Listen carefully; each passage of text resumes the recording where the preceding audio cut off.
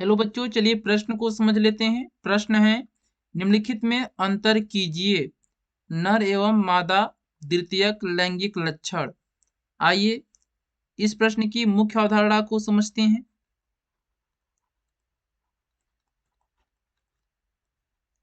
नर एवं मादा द्वितीयक लैंगिक लक्षण में अंतर बताना है।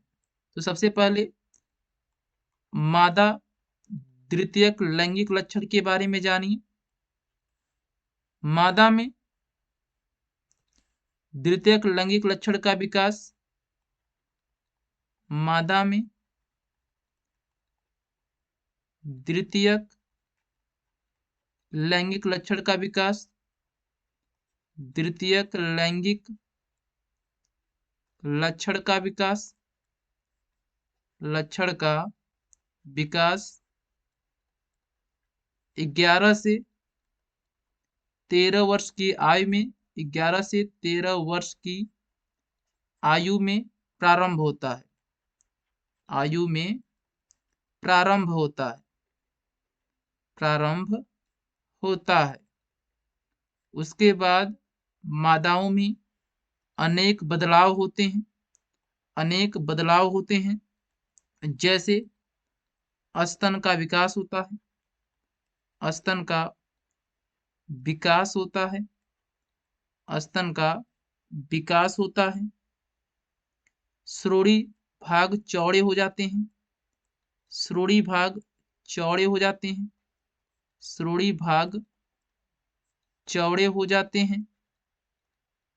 आवाज पतली हो जाती है, आवाज पतली हो जाती है, पतली हो जाती है, पतली हो जाती है।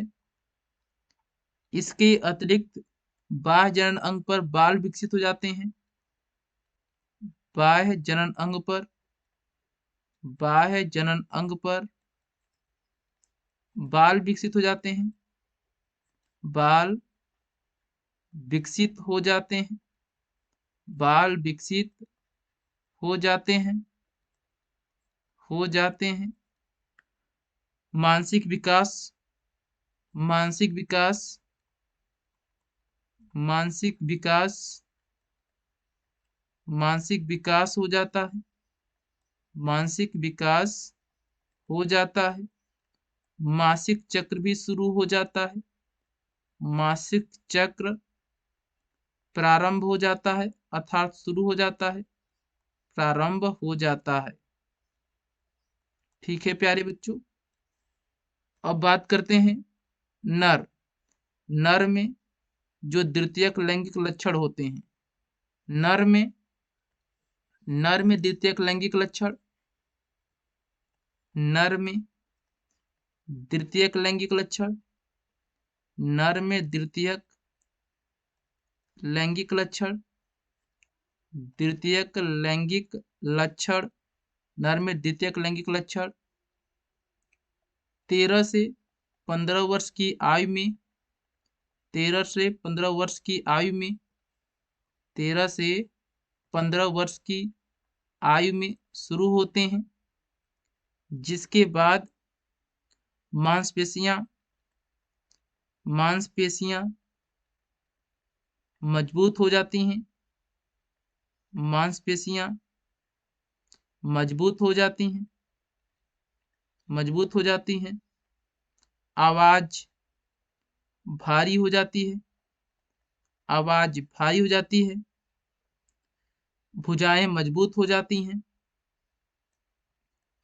भुजाएं मजबूत हो जाती हैं, मजबूत हो जाती हैं। शरीर पर, शरीर पर बालों का विकास होता है, शरीर पर बालों का विकास होता है, शरीर पर बालों का विकास होता है, शरीर पर बालों का विकास होता है।